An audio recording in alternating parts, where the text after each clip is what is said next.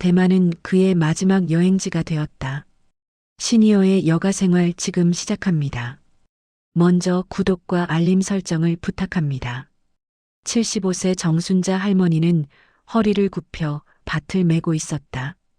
햇살이 따가웠지만 그녀의 얼굴에는 평온함이 가득했다. 손에 쥔 호미로 흙을 긁어내며 잡초를 뽑는 익숙한 동작. 50년 넘게 해온 일이었다. 어머니, 멀리서 들려오는 아들 민수의 목소리. 순자는 고개를 들어 손을 흔들었다. 서울에서 내려온 아들은 깔끔한 정장 차림으로 밭둑을 조심스럽게 걸어오고 있었다. 아이고, 민수야. 왜 또 내려왔어? 회사는? 어머니, 좀 쉬세요. 이 더운 날에 왜 이러세요? 민수는 어머니의 팔을 잡아 일으켜 세웠다. 순자는 먼지를 털며 웃었다. 이게 내 낙이야. 안 하면 심심해서 못 살아. 어머니, 오늘 중요한 얘기가 있어서 왔어요. 집에 가서 이야기해요. 둘은 밭을 나와 낡은 시골집으로 향했다. 대청마루에 앉아 보리차를 마시며 민수가 입을 열었다. 어머니, 들으셨죠? 이 동네가 산업단지로 개발된다는 거. 응, 들었어. 그래서 시끄럽더라고. 어머니 땅이 엄청난 가치가 생겼어요. 논 1000평, 밭 800평? 합치면 지금 시세로 38억은 될 거예요. 순자의 눈이 커졌다. 38억? 그게 무슨... 어머니, 이 땅 팔아서 서울에 상가 건물 하나 사면 돼요. 매달 임대료만 1000만 원은 나올 거예요. 어머니 평생 편히 사실 수 있어요. 민수의 목소리는 흥분으로 떨렸다.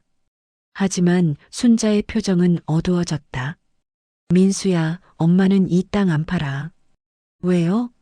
어머니 몸도 안 좋으시잖아요. 작년에 허리 디스크 수술하시고 혈압약도 드시고 이제 그만 쉬세요. 아니야. 나는 농사 짓는 게 좋아. 이 밭에서 일하는 게 내 삶이야. 순자는 단호했다. 민수는 답답한 표정을 지었다. 어머니, 요즘 세상이 어떤 세상인데요? 이런 기회 놓치면 안 돼요. 민수야, 엄마 말 잘 들어.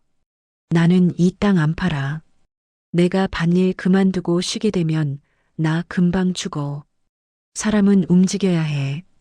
내 친구들 봐. 다들 쉬자마자 병 얻어서 돌아가셨잖아. 그건 내가 죽거든 내가 이 땅 팔아서 건물 사든 뭘 하든 해. 그때까지는 안 돼. 민수는 더 이상 말하지 못했다. 어머니의 단호한 눈빛을 보자 말문이 막혔다. 일주일 뒤 민수의 집안. 민수는 거실 소파에 앉아 노트북을 들여다보고 있었다. 부동산 시세, 건물 매물, 수익률 계산. 화면에는 숫자들이 가득했다. 여보, 아직도 그거 보고 있어요? 아내 지영이 커피를 들고 다가왔다. 민수는 한숨을 쉬었다. 어머니가 끝까지 안 판다고 하시니까 답이 없어. 저 땅만 팔면 우리 인생이 확 바뀌는데. 시어머니 입장도 이해는 가요. 평생 농사 지으신 분인데. 그래도 이건 아니잖아. 38억이야, 38억. 서울 역삼동에 딱 좋은 건물 나왔는데 저것만 사면 월세로 1,500은 나와. 우리 회사 월급 2배야. 지영은 잠시 침묵하다가 조심스럽게 말했다. 그럼 다른 방법은 없을까요? 무슨? 시어머니가 돌아가시면 자동으로 당신 거 되잖아요. 외동아들이니까. 민수는 아내를 빤히 쳐다봤다. 그게 무슨 소리야? 아니, 그냥 시간 문제라는 거죠. 벌써 75세세요. 그리고 건강도 안 좋으시고. 그래도 그런 식으로 생각하는 건 난 그냥 현실적인 얘기를 하는 거예요. 우리도 살아야 하잖아요. 애들 교육비, 대출 이자 다 생각해봐요. 민수는 대답하지 않았다. 하지만 그날 밤부터 이상한 생각이 머리를 떠나지 않았다. 한 달 후 민수는 회사 동료 재호와 점심을 먹고 있었다. 재호는 최근 대만 여행을 다녀왔다. 야, 대만 진짜 좋더라. 음식도 맛있고 물가도 싸고. 그래, 나도 한번 가보고 싶은데. 근데 말이야, 타이베이 외곽에 좀 무서운 데가 있더라고. 우범지대라고 하던데 거기 택시 기사가 절대 가지 말라고 하더라. 민수의 귀가 번쩍 뜨였다. 무서운데? 어떤 곳인데? 관광객 대상 범죄가 많대. 소매치기, 강도, 심지어 납치까지. 경찰도 잘 안 가는 곳이래. 완전 무법지대. 납치? 응. 특히 돈 많아 보이는 관광객들 놀인데. 가족들한테 연락해서 돈 요구하고 그런다던데. 민수는 잠시 멍하니 있다가 고개를 저었다. 하지만 그날 밤 그는 컴퓨터 앞에 앉아 대만 우범지대에 대해 검색하기 시작했다. 이틀 후 민수는 다시 어머니를 찾아왔다. 이번에는 아내 지영도 함께였다. 어머니, 우리가 선물 드리러 왔어요. 무슨 선물? 순자는 반가운 얼굴로 마당으로 나왔다. 민수는 봉투 하나를 꺼냈다. 어머니, 항공권이에요. 대만 여행. 순자의 눈이 커졌다. 대만? 그게 뭐야? 어머니 평생 소원이 해외여행이잖아요. 특히 대만 가보고 싶다고 하셨잖아요. 그건 내가 젊었을 때 한 얘기고. 지영이 순자의 손을 잡았다. 어머니, 저희가 모시고 갈게요. 5일 일정이에요. 좋은 호텔 예약했어요. 아니야, 나는 안 가. 반일도 해야 하고. 어머니, 지금 아니면 언제 가세요? 더 늙으면 힘들어서 못 가요. 민수의 말에 순자는 망설였다. 사실 평생 한 번도 비행기를 타본 적이 없었다. 젊었을 때 친구들이 대만 여행 얘기를 할 때마다 부러웠던 기억이 떠올랐다. 정말 괜찮겠니? 물론이죠. 다음 주 출발이에요. 짐은 저희가 다 챙겨드릴게요. 순자는 천천히 고개를 끄덕였고 민수와 지영은 서로 눈빛을 교환했다. 일주일 후 인천공항에 도착한 순자는 생전 처음 보는 공항의 규모에 압도당했다. 사람들이 가득했고 거대한 비행기들이 창밖에 보였다. 어머니, 이쪽으로 오세요. 체크인 할게요. 민수는 친절하게 어머니를 안내했다. 순자는 설레는 마음으로 아들을 따라갔다. 비행기 안에서 순자는 창밖을 보며 감탄했다. 와, 구름 위로 올라가네. 신기하다. 어머니, 편하게 주무세요. 3시간 걸려요. 순자는 아들의 배려에 감동했다. 이렇게 좋은 아들을 둔 게 감사했다. 어머니, 여기가 대만이에요. 날씨 좋죠? 민수는 어머니의 캐리어를 끌며 공항을 나섰다. 택시를 타고 호텔로 향하는 길, 순자는 신기한 눈으로 거리를 바라봤다. 여기 글씨가 다 한자네? 네, 대만은 중국어를 써요. 근데 우리 한자랑 좀 달라요.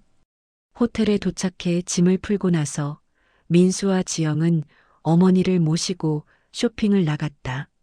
어머니, 이거 예쁘지 않아요? 지영이 보석가게 앞에서 금목걸이를 가리켰다. 아이고, 너무 비싸 보이는데. 괜찮아요. 우리가 선물할게요. 어머니, 이거 한번 해보세요. 민수는 금목걸이를 어머니 목에 걸어줬다. 순자는 거울을 보며 쑥스러워했다. 너무 화려한 거 아니야? 아니에요. 어머니한테 잘 어울려요. 사장님, 이거 주세요. 그렇게 금목걸이를 시작으로 금팔찌, 비싼 시계, 진주 귀걸이까지 민수 부부는 계속해서 어머니에게 액세서리를 사주었다. 민수야, 너무 많이 사는 거 아니야? 이거 다 얼마야? 어머니, 신경 쓰지 마세요. 효도하는 거예요. 저녁에는 고급 레스토랑에서 식사를 했다. 순자는 평생 먹어본 적 없는 고급 요리에 감탄했다. 이게 대만 음식이구나. 맛있다. 어머니, 내일은 백일타워 가고 야시장도 갈 거예요. 재미있을 거예요. 순자는 행복했다. 아들이 이렇게 자상하게 대해주니 눈물이 날 것 같았다. 백일타워에 도착한 가족은 도시를 내려다보았다. 어머니, 저기 보세요. 타이베이 전체가 다 보여요. 민수는 어머니의 어깨를 잡고 창밖을 가리켰다. 순자는 높은 곳에서 내려다보는 도시 풍경에 넋을 잃었다. 정말 높다. 무섭기도 하고 신기하기도 하네. 사진도 많이 찍었다. 민수는 계속해서 어머니와 함께 셀카를 찍었다. 지영도 가족 사진을 찍어줬다. 이 사진들 나중에 다 인화해서 드릴게요. 고마워, 민수야. 정말 좋은 추억이다. 점심은 딘타이펑에서 샤오롱바오를 먹었다. 순자는 처음 먹어보는 음식에 연신 감탄했다. 이게 그 유명한 만두구나. 국물이 안에 있네. 조심해서 드세요. 뜨거워요. 오후에는 고궁박물관을 둘러봤다. 중국 역사 유물들이 가득한 박물관에서 순자는 시간 가는 줄 몰랐다. 민수야, 여기 정말 볼 게 많다. 하루 종일 있어도 모자라겠어. 어머니가 좋아하시니까 다행이에요. 저녁에는 스린 야시장에 갔다. 순자는 각종 음식을 맛보며 즐거워했다. 어머니, 이것도 드셔보세요. 대만 명물이에요. 민수는 계속해서 음식을 사다 날랐다. 순자는 배가 부를 지경이었다. 아이고, 너무 많이 먹었어. 배가 터질 것 같아. 그래도 여행 왔으면 많이 먹어야죠. 호텔로 돌아오는 길, 순자는 아들의 손을 꼭 잡았다. 민수야, 정말 고마워. 평생 잊지 못할 거야. 어머니, 더 좋은 날들이 있을 거예요. 민수는 웃었지만 그의 눈빛은 왜인지 차갑게 식어 있었다. 다음 날 아침 민수는 분주하게 움직이며 말했다. 어머니, 오늘은 좀 특별한 곳 갈 거예요. 민수는 아침 식사를 하며 말했다. 순자는 궁금한 얼굴로 물었다. 어디? 또 관광지야? 아니요, 현지인들이 가는 맛집이에요. 관광객들은 잘 모르는 곳인데 진짜 대만 음식을 먹을 수 있대요. 오, 그거 좋다. 난 그런 데가 더 좋아. 지영이 어머니의 옷을 골라줬다. 어머니, 오늘은 이거 입으세요. 예쁠 거예요. 그리고는 어제 산 금목걸이, 팔찌, 시계를 모두 어머니에게 채워줬다. 어머니, 이것들 다 하고 가세요. 사진 찍으면 예쁠 거예요. 아니, 이거 다 하면 너무 튀지 않아? 괜찮아요. 여행 왔는데 마음껏 누리셔야죠. 순자는 잘 모르겠지만 아들 내외의 말을 따랐다. 거울을 보니 온몸이 반짝반짝 빛났다. 택시를 타고 한참을 달렸다. 처음에는 번화가를 지나갔지만 점점 건물들이 낡아지고 거리가 어두워졌다. 민수야, 여기 맞아? 좀 무서운데. 네, 맞아요. 현지인 맛집이 이런 데 많아요. 택시는 좁은 골목길로 들어섰다. 주변에는 허름한 건물들이 즐비했고 사람들의 눈빛이 날카로웠다. 도착했습니다. 택시가 멈춘 곳은 허름한 식당 앞이었다. 간판도 낡았고 창문은 더러웠다. 어머니, 여기에요. 민수는 어머니를 이끌고 식당 안으로 들어갔다. 어두컴컴한 실내, 낡은 테이블과 의자. 손님은 아무도 없었다. 여기 사람이 없네. 문 연 거 맞아? 네, 맞아요. 여기 원래 이래요. 그들은 구석 테이블에 앉았다. 주인으로 보이는 나이 든 남자가 나와 뭔가 중국어로 물었다. 어머니, 잠깐만 계세요. 우리 화장실 좀 다녀올게요. 둘이 같이? 네, 길이 복잡해서요. 민수와 지영은 일어섰다. 순자는 가방을 꼭 쥐고 앉아 있었다. 빨리 와. 네, 금방 올게요. 순자는 초조하게 시계를 보았다. 벌써 30분이 지났는데 아들 내외가 돌아오지 않았다. 민수야, 지영아.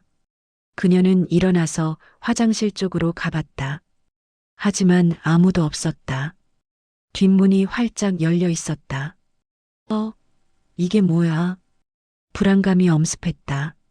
순자는 가게 주인에게 다가갔다. 제 아들 봤어요? 젊은 남자, 여자. 주인은 중국어로 뭐라고 중얼거렸다. 의사소통이 되지 않았다. 순자는 가게 밖으로 나갔다. 어두운 골목길, 낯선 간판들, 알아들을 수 없는 언어. 그녀는 길을 잃은 것 같았다. 민수야, 민수야. 그녀는 목청껏 아들을 불렀다. 하지만 대답이 없었다. 주변 사람들이 그녀를 이상하게 쳐다봤다. 순자는 주머니에서 핸드폰을 꺼냈다. 손이 떨렸다. 아들의 번호로 전화를 걸었다. 신호음이 울렸다. 한참 후에 민수가 받았다. 어머니, 민수야, 너 어디 갔어? 엄마 여기 혼자 있잖아. 어머니, 죄송해요. 급한 일이 생겨서 호텔로 먼저 갔어요. 뭐, 놔두고? 어머니, 택시 타고 오세요. 주소 문자로 보낼게요. 민수야, 엄마 여기 길 몰라. 택시도 어떻게 타는지. 어머니, 영어로 택시라고 하면 돼요. 걱정 마세요. 민수야, 제발. 뚝. 전화가 끊겼다. 순자는 멍하니 핸드폰을 들여다봤다. 믿을 수 없었다. 그녀는 다시 전화를 걸었다. 하지만 이번엔 아예 받지 않았다. 순자는 어둠이 깔리는 거리를 헤맸다. 몸에 걸친 금목걸이와 시계가 가로등 불빛에 반짝였다. 저기요, 택시, 택시. 그녀는 지나가는 사람들에게 물었지만 아무도 대답해주지 않았다. 오히려 그녀의 액세서리를 훑어보는 눈빛들이 있었다. 순자는 불안했다. 주변이 점점 더 어두워졌고 사람들의 시선이 날카로워졌다. 그때 3명의 남자가 그녀에게 다가왔다. 모두 문신이 가득했고 눈빛이 험악했다. 니하오. 그중 한 명이 그녀에게 말을 걸었다. 순자는 뒤로 물러났다. 저는 한국 사람이에요. 길을 잃어서. 남자들은 서로 중국어로 뭔가를 주고받았다. 그리고는 순자의 목걸이를 가리켰다. 아니, 이건. 순자가 손으로 목걸이를 가리자 남자들이 다가왔다. 그녀는 비명을 지르려 했지만 한 남자가 그녀의 입을 막았다. 으윽. 그녀는 저항했지만 힘이 달렸다. 남자들은 그녀를 골목 안쪽으로 끌고 갔다. 낡은 승합차가 기다리고 있었다. 문이 열리고 순자는 안으로 밀려 들어갔다. 살려주세요. 민수야. 차 문이 닫혔다. 엔진 소리와 함께 차는 어둠 속으로 사라졌다. 민수는 침대에 앉아 핸드폰을 내려다보고 있었다. 어머니에게서 온 부재중 전화가 20통이 넘었다. 여보, 괜찮을까요? 지영이 불안한 목소리로 물었다. 민수는 핸드폰을 끄고 서랍에 넣었다. 괜찮아. 계획대로 된 거야. 근데 정말 이래도 되는 걸까요? 지금 와서 무슨 소리야? 우리 결정한 거잖아. 민수는 창밖을 내다봤다. 타이베이의 야경이 아름다웠지만 그의 마음은 착잡했다. 사실 이 모든 것은 계획된 것이었다. 어머니를 우범지대에 데려가서 놔두고 오는 것. 몸에 값비싼 액세서리를 잔뜩 걸쳐주는 것. 모두 범죄자들의 표적이 되도록 하기 위함이었다. 어머니가 납치되면 우리는 모른 척하면 돼. 실종 신고만 하고. 그러면 유산은? 법적으로는 7년 뒤에 사망 처리가 되지만 우리가 먼저 땅을 관리할 수 있어. 부동산 개발은 내년에 시작되니까 그 전에 처리하면 돼. 지영은 불안한 표정이었지만 고개를 끄덕였다. 그들에게는 38억이라는 돈이 더 중요했다.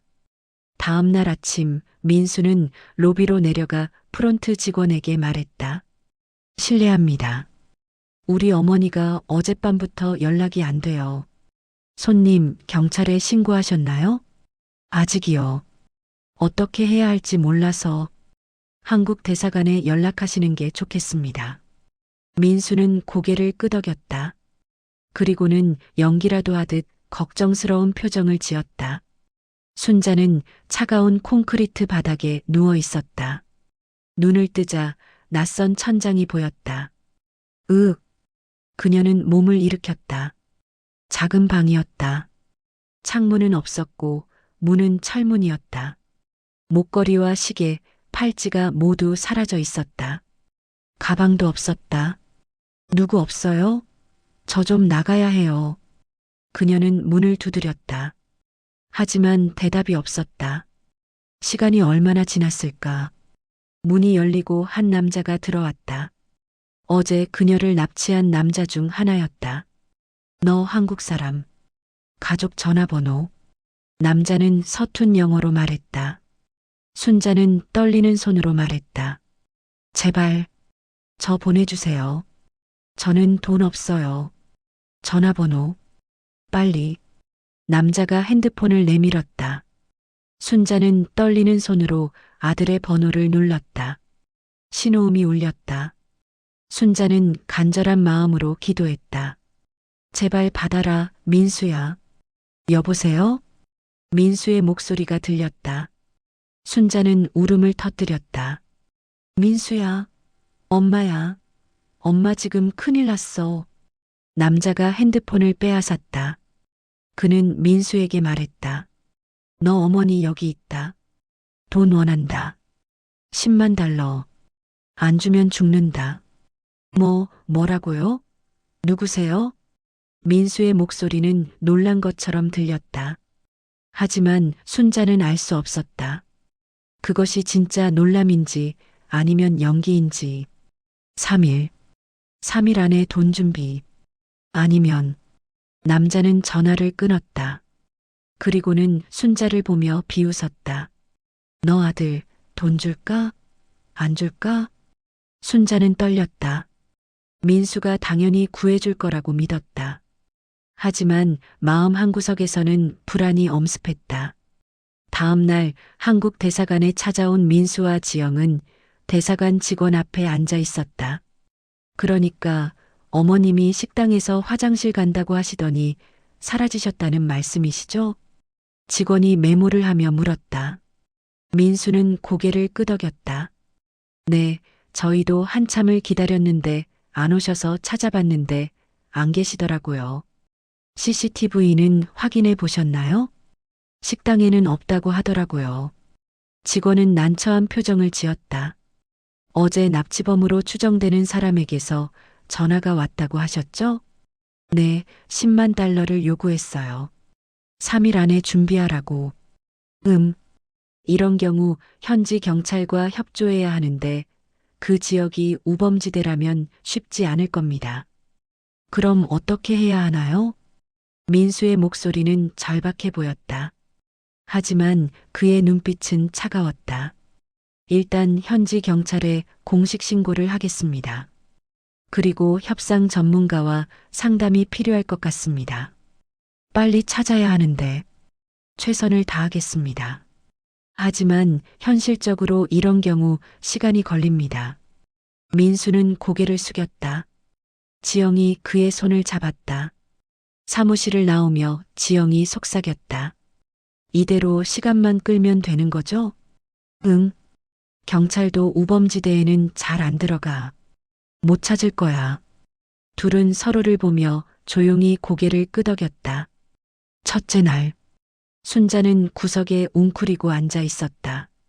추웠고 배가 고팠다. 하지만 무엇보다 두려웠다. 민수가 돈을 줄까? 당연히 주겠지. 내 아들인데. 그녀는 스스로를 다독였다. 하지만 시간이 지날수록 불안이 커졌다. 둘째 날, 남자들이 다시 왔다. 이번에는 물과 빵 한 조각을 줬다. 너 아들 아직 연락 없다. 뭐, 그럴 리 없어요. 다시 전화해봐요. 우리가 전화했다. 안 받는다. 순자의 얼굴이 창백해졌다. 민수가 전화를 받지 않다니? 아니에요. 분명 바빠서 그런 거예요. 다시 해봐요. 하지만 남자들은 웃으며 나갔다. 순자는 혼자 남겨졌다.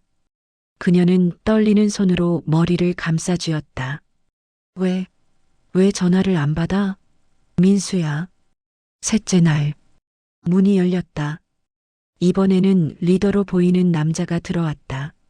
너 아들 연락 안 한다. 우리 화났다. 제발 한 번만 더 전화해봐요. 제발. 남자는 핸드폰을 꺼내 민수에게 전화를 걸었다. 여러 번의 신호음 끝에 민수가 받았다. 여보세요? 너 어머니 죽기 원해? 왜 연락 안 해? 저 지금 돈을 구하고 있어요. 조금만 시간을 주세요. 시간 없다. 내일까지. 전화가 끊겼다. 남자는 순자를 노려봤다. 너 아들 거짓말. 돈 안 줄 거다. 아니에요. 우리 아들은. 하지만 순자의 목소리는 점점 작아졌다. 가슴속 깊은 곳에서 이상한 예감이 들었다. 설마 민수가. 순자는 잠을 이룰 수 없었다. 계속해서 생각이 꼬리를 물었다. 민수가 왜 그렇게 갑자기 여행을 가자고 했을까? 왜 그렇게 비싼 액세서리들을 잔뜩 사줬을까? 왜 우범지대 같은 곳으로 날 데려갔을까? 왜 화장실에 간다고 하고는 사라졌을까? 왜 전화를 받지 않을까? 퍼즐 조각들이 맞춰지기 시작했다. 순자는 숨이 막혔다. 아니야. 그녀는 고개를 저었다. 하지만 진실은 명백했다. 민수가 나를 여기에 버린 거야. 일부러. 눈물이 왈칵 쏟아졌다. 75년을 살면서 느껴본 적 없는 배신감이었다. 나를 죽이려고. 그녀는 바닥에 주저앉았다. 온몸이 떨렸다. 내가 그렇게 말했잖아. 내가 죽거든 내가 땅을 팔라고. 내가 살아있을 때는 안 된다고. 순자는 자신의 말이 떠올랐다. 그 말이 아들에게 어떤 의미였는지 이제야 깨달았다. 그래서 날 죽이려고. 절망감이 엄습했다. 세상이 무너지는 것 같았다. 다음 날, 남자들이 다시 왔다. 이번에는 표정이 험악했다. 너 아들 연락 끊었다. 이제 소용없다. 제발 한 번만 더. 닥쳐. 우리도 시간 낭비했다. 너 이제 필요 없어. 남자가 칼을 꺼냈다. 순자는 비명을 질렀다. 안 돼. 제발. 조용히 해. 남자가 그녀의 머리카락을 잡아당겼다. 순자는 눈물을 흘리며 애원했다. 제발. 저 한국 돌아가야 해요. 한국? 너 여기서 죽어. 너 아들 너 버렸어. 이해해? 그 말이 순자의 가슴을 찔렀다. 진실을 인정해야 했다. 내 아들이 날 버렸어. 그녀는 힘없이 고개를 떨어뜨렸다. 더 이상 저항할 힘도 없었다. 일주일 후 민수와 지영은 한국에 도착했다. 대사관 직원이 공항까지 배웅을 나왔다. 계속 수색은 하고 있지만 솔직히 말씀드리면 희망적이지 않습니다. 그래도 계속 찾아주세요. 제발. 민수는 눈물을 훔쳤다. 완벽한 연기였다. 물론입니다. 혹시 납치범들에게서 연락이 오면 바로 알려주세요. 네, 감사합니다. 공항을 나서며 지영이 속삭였다. 이제 어떻게 해요? 일단 장례 준비는 나중에 하고 재산 정리부터 시작해야지. 변호사 만나서 법적 절차 알아봐야 해. 7년은 너무 길잖아요. 괜찮아. 실종 상태에서도 재산 관리는 직계 가족이 할 수 있어. 땅 개발 들어가면 보상금 받을 수 있고. 둘은 차에 올라타며 미소를 지었다. 계획이 완벽하게 진행되고 있었다. 며칠 후 민수는 변호사 사무실에 앉아 있었다. 실종자의 재산은 기본적으로 7년 후 사망으로 간주됩니다. 하지만 직계 가족이 관리할 수는 있습니다. 그럼 땅을 팔 수는 없나요? 원칙적으로는 어렵습니다. 하지만 변호사는 잠시 멈췄다. 예외가 있습니다. 긴급한 경제적 필요가 있을 경우 법원의 허가를 받아 처분할 수 있습니다. 어떻게 하면 되죠? 예를 들어 실종자의 의료비나 수색 비용 등을 이유로 들 수 있습니다. 또는 재산 가치가 급락할 위험이 있다는 것을 증명하면 됩니다. 민수의 눈이 반짝였다. 그럼 그렇게 진행해 주세요. 알겠습니다. 서류 준비하겠습니다. 사무실을 나오며 민수는 휴대폰을 꺼내 지영에게 전화했다. 여보, 됐어. 땅 팔 수 있대. 정말? 어떻게? 법적 절차가 좀 복잡하긴 한데 가능하대. 한두 달 안에 처리될 거야. 그럼 건물 살 수 있는 거네요. 응. 우리 인생이 바뀌는 거야. 민수는 들뜬 목소리로 말했다. 하지만 그는 몰랐다. 자신도 곧 누군가의 표적이 될 것이라는 것을. 일주일 후, 이 건물 정말 좋습니다.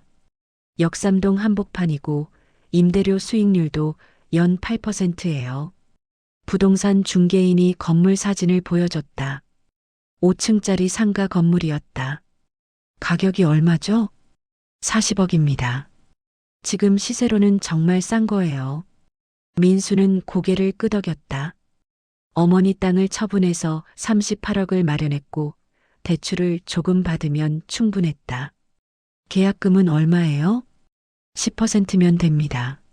4억? 알겠습니다. 계약 진행하죠. 일주일 후 민수는 계약금 4억을 입금했다. 중개인은 친절하게 서류를 준비해줬다. 잔금은 한 달 후에 치르시면 됩니다. 그때 등기 이전하고요. 네, 알겠습니다. 민수는 행복했다. 드디어 건물주가 되는 거였다. 월세만으로도 2천만 원 이상을 받을 수 있었다. 하지만 그는 몰랐다. 그 건물이 사기였다는 것을. 민수는 나머지 36억을 준비했다. 어머니 땅 매각 대금과 은행 대출을 합쳐 겨우 마련한 돈이었다. 중개인님, 잔금 입금했습니다. 네, 확인했습니다. 그럼 등기소 가셔서 등기 이전 절차를 진행하시죠. 등기소에서 서류를 확인하던 직원의 표정이 굳었다. 손님, 이 건물 소유권에 문제가 있는데요. 네, 무슨 말씀이세요? 이 건물, 이미 다른 사람 명의예요. 그리고 근저당도 20억이 잡혀 있고요. 민수의 얼굴이 하얗게 질렸다. 그게 무슨, 이게 어떻게 된 거예요? 민수는 급히 중개인에게 연락했다. 하지만 중개인은 이미 사라진 후였다. 전화를 걸어도 받지 않았다. 이런 경우 사기일 가능성이 높습니다. 경찰에 신고하셔야 할 것 같습니다. 민수는 그 자리에 주저앉았다. 40억. 40억이. 그가 입금한 40억은 이미 사라졌다. 계좌는 대포통장이었고 돈은 여러 계좌로 분산되어 추적이 불가능했다. 날이 밝자마자 민수는 경찰서로 달려갔다.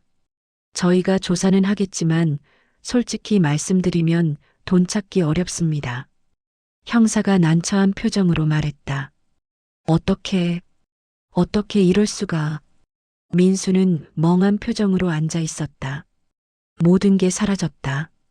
어머니의 땅, 평생 모은 재산, 대출까지 받은 돈까지. 이런 사기는 조직적으로 이루어집니다. 가짜 서류, 대포통장, 위조 신분증, 전부 준비된 거죠.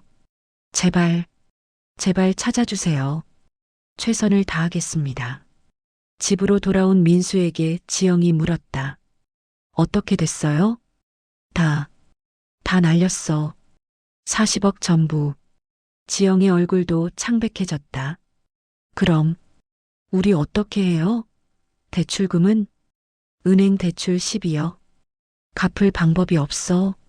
세상에. 둘은 소파에 앉아 멍하니 있었다. 어머니를 배신하고 얻으려던 돈이 한순간에 사라졌다. 3개월 후 민수의 집에 은행 직원들이 찾아왔다. 손님, 대출금 상환이 3개월째 연체되었습니다. 지금 돈이 없어요. 그럼 담보로 잡힌 자산을 처분해야 합니다. 민수가 담보로 제공한 것은 자신의 아파트였다. 결국 아파트는 경매로 넘어갔다. 지영과의 관계도 악화되었다. 당신이 제대로 확인하지 않아서 이렇게 됐잖아요. 내가 어떻게 알아? 전문가들도 속는 사기라는데. 시어머니를 그렇게까지 했는데. 이게 뭐예요? 지영은 울음을 터뜨렸다. 민수는 대답할 수 없었다. 결국 지영은 이혼을 요구했다. 저는 더 이상 못 살겠어요. 당신 때문에 제 인생도 망가졌어요. 여보, 그리고 당신이 한 짓, 저는 평생 잊을 수 없을 것 같아요. 시어머니를 그렇게. 지영은 짐을 싸서 집을 나갔다. 민수는 텅 빈 집에 혼자 남았다. 민수는 작은 고시원에 살고 있었다. 모든 것을 잃었다. 집도, 아내도, 돈도, 명예도. 회사도 잘렸다. 사기 사건으로 신용불량자가 되면서 회사에서도 해고당했다. 그는 날품팔이로 근근히 생활했다. 하루 10만 원을 벌기 위해 새벽부터 밤까지 일했다. 어느 날 저녁 민수는 소주 한 병을 사서 한강 다리로 갔다. 다리 난간에 앉아 소주를 마시며 강물을 내려다봤다. 어머니. 그는 어머니를 떠올렸다. 대만의 어둡고 무서운 곳에 홀로 버려진 어머니. 자신을 평생 키워주고 사랑해준 어머니. 미안해요. 정말 미안해요. 눈물이 흘러내렸다. 하지만 이미 늦었다. 돌이킬 수 없었다. 민수는 핸드폰을 꺼내 마지막으로 뉴스를 검색했다. 대만 실종 한국인 관련 기사를 찾았지만 아무것도 없었다. 어머니는 영영 돌아오지 못할 것이다. 나도 죽고 싶어요. 하지만 죽을 용기도 없었다. 그는 그저 다리 위에 앉아 밤새 울었다. 같은 시간 대만의 순자가 갇혀있던 방. 순자는 더 이상 그 방에 없었다. 납치범들은 그녀가 쓸모없다고 판단하고 버렸다. 그녀는 대만의 한 슬럼가에서 노숙하며 살고 있었다. 기억도 가물가물했다. 충격과 영양실조로 치매 증상이 왔다. 밤. 그녀는 중국어를 할 줄 몰랐다. 사람들에게 손을 내밀었지만 아무도 도와주지 않았다. 한국으로 돌아가고 싶었다. 자신의 밭으로 돌아가고 싶었다. 하지만 방법을 몰랐다. 어느 날 그녀는 길거리에서 쓰러졌다. 지나가던 사람들이 구급차를 불렀다. 병원으로 옮겨진 순자. 의사는 고개를 저었다. 영양실조와 폐렴입니다. 상태가 좋지 않습니다. 순자는 병상에 누워 천장을 바라봤다. 흐릿한 의식 속에서 아들의 얼굴이 떠올랐다. 민수야, 엄마는 너를 믿었는데. 그녀의 손이 천천히 떨어졌다. 숨이 점점 약해졌다. 엄마의 밥, 내 밥. 그것이 그녀의 마지막 말이었다. 6개월이 지났지만 민수는 여전히 고시원에 살고 있었다. 신용불량자 신분으로 제대로 된 일을 구할 수 없었다. 어느 날 그에게 대만 한국 대사관에서 전화가 왔다. 손님, 대만에서 한국인으로 추정되는 여성이 사망했습니다. 신원 확인이 필요합니다. 민수의 손이 떨렸다. 언제 돌아가셨나요? 3개월 전입니다. 병원 기록상 영양실조와 폐렴이 사인입니다. 그럼 그게 우리 어머니인가요? DNA 검사를 해야 확인할 수 있습니다. 민수는 대만으로 갔다. 돈을 빌려서 겨우 항공권을 샀다. 대만 병원의 영안실. 하얀 천으로 덮인 시신. 천을 들추자 순자의 얼굴이 나타났다. 살이 많이 빠졌고 주름이 더 깊어졌지만 분명 어머니였다. 어머니. 민수는 그 자리에 무릎을 꿇었다. 미안해요. 정말 미안해요. 하지만 어머니는 대답하지 않았다. 차가운 시신이 되어 그곳에 누워 있을 뿐이었다. 민수는 어머니의 시신을 한국으로 모셔왔다. 장례식은 초라했다.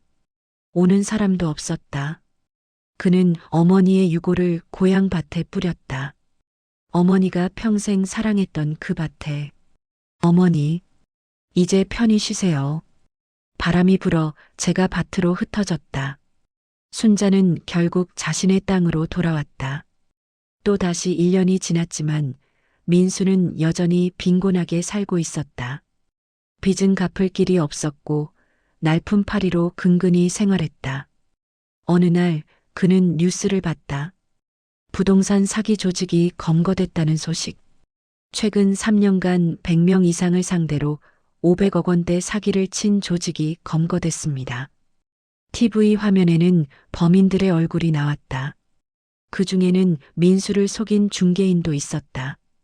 피해자들은 대부분 중장년층으로 평생 모은 재산을 날렸습니다. 민수는 TV를 껐다. 이제 범인을 잡아도 소용없었다. 돈은 이미 다 쓰여버렸고 돌려받을 수 없었다. 그는 창밖을 내다봤다. 서울의 밤 풍경. 저 많은 불빛 속에서 자신은 아무것도 아니었다. 어머니, 저는 어떻게 살아야 할까요? 대답은 없었다. 그저 차가운 침묵만이 있을 뿐이었다. 민수는 매일 악몽에 시달렸다. 어머니가 어두운 골목에서 자신을 부르는 꿈. 어머니가 울면서 왜 날 버렸느냐고 묻는 꿈. 그는 정신과 치료를 받았지만 나아지지 않았다. 죄책감은 그를 매일 괴롭혔다. 어느덧 민수는 50대 중반이 되었다. 하지만 60대처럼 늙어 보였다. 그는 여전히 고시원에 살며 건설 현장에서 일했다. 허리가 아팠고 무릎도 안 좋았지만 일을 멈출 수 없었다. 어느 봄날 그는 고향을 찾았다. 어머니의 땅이 있던 곳. 하지만 그곳은 이제 공장이 되어 있었다. 개발이 완료된 것이다. 여기가 어머니 밭이었는데 아무것도 남아있지 않았다. 어머니의 흔적도 추억도 모두 사라졌다. 민수는 공장 담벼락에 기대어 섰다. 눈물이 흘러내렸다.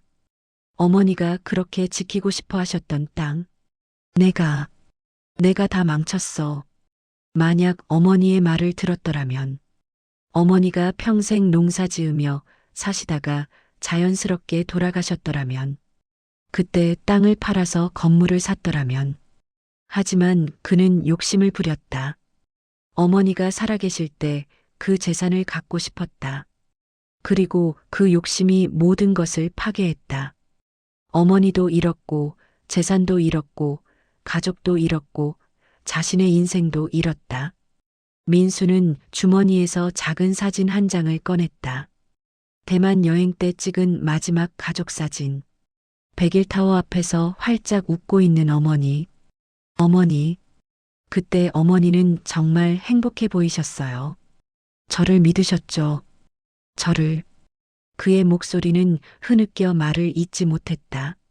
민수와 헤어진 지영은 재혼한 남편과 커피를 마시고 있었다. 하지만 그녀의 얼굴에도 행복은 없었다. 여보, 무슨 생각해? 아니, 아무것도. 하지만 그것은 거짓말이었다. 그녀도 매일 그때를 생각했다. 대만에서의 그 끔찍한 계획. 시어머니를 버리고 오는 게 어때요? 그때 그녀가 민수에게 처음 제안했다. 민수는 처음엔 거절했다. 하지만 그녀가 계속 설득했다. 우리도 살아야 해요. 시어머니는 어차피 늙으셨고 얼마 못 사세요. 그녀의 속삭임이 민수를 악마로 만들었다. 아니, 민수 혼자만의 죄가 아니었다. 그녀도 공범이었다. 재혼은 했지만 그녀는 행복하지 않았다. 밤마다 악몽을 꿨다. 순자 할머니가 어두운 골목에서 도움을 청하는 꿈. 정신과 약을 먹었지만 소용없었다. 죄책감은 약으로 지울 수 없었다. 여보, 나 먼저 갈게. 머리가 아파서. 그래, 쉬어. 지영은 집으로 돌아왔다. 침대에 누워 천장을 바라봤다. 시어머니, 정말 죄송해요. 제가 미쳤었어요. 하지만 용서는 받을 수 없었다. 순자는 이미 이 세상 사람이 아니었다. 순자의 고향 마을회관에서는 순자의 소식이 퍼져나갔다. 순자네 아들 말이야. 어머니를 대만에서 잃어버렸다며? 아이고, 그게 말이 돼? 잃어버려?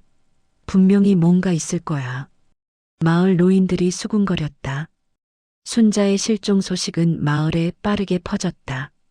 내가 보니까 말이야, 그 땅 때문이었던 것 같아. 땅값이 엄청 올랐잖아. 맞아. 순자가 땅 안 판다고 버티니까. 설마 아들이 일부러? 글쎄, 요즘 세상에는 그런 일도 있다더라고. 소문은 꼬리에 꼬리를 물었다. 진실은 알 수 없었지만 사람들은 의심했다. 순자 불쌍하다. 평생 농사 지으며 살았는데 아들 잘못 만나면 저렇게 되는 거야. 우리도 조심해야 해. 마을 사람들은 자식들에게 전화를 걸었다. 야, 너 혹시 우리 땅 팔자는 생각하지 마라. 엄마 아빠 살아있을 땐 절대 안 돼. 순자의 이야기는 마을의 교훈처럼 퍼져나가게 되었다. 60대가 된 민수는 요양보호사가 되어 어머니에게 저지른 불효를 속죄하며 살고 있었고, 시어머니를 버린 지영은 60세를 목전에 두고 암으로 투병하다 요양병원에 들어와 민수를 만나게 되었다. 지영이 재혼한 남편은 지영이 암에 걸리자 그를 두고 떠났고, 민수와 지영은 요양병원에서 서로를 마주보며 아무 말도 할 수 없었다. 어머님이 평생 꼭 한번 가보고 싶어 했던 대만에 어머니 재산을 가로채기 위해 어머니를 버려두고 온 아들과 며느리의 믿을 수 없는 현대판 고려장 이야기. 여러분 어떻게 보셨나요? 이 이야기를 읽는 모든 이들에게 당신의 부모를 소중히 여기시길, 그들이 살아계실 때 사랑을 표현하시길, 돈보다 중요한 것이 있다는 것을 기억하시길.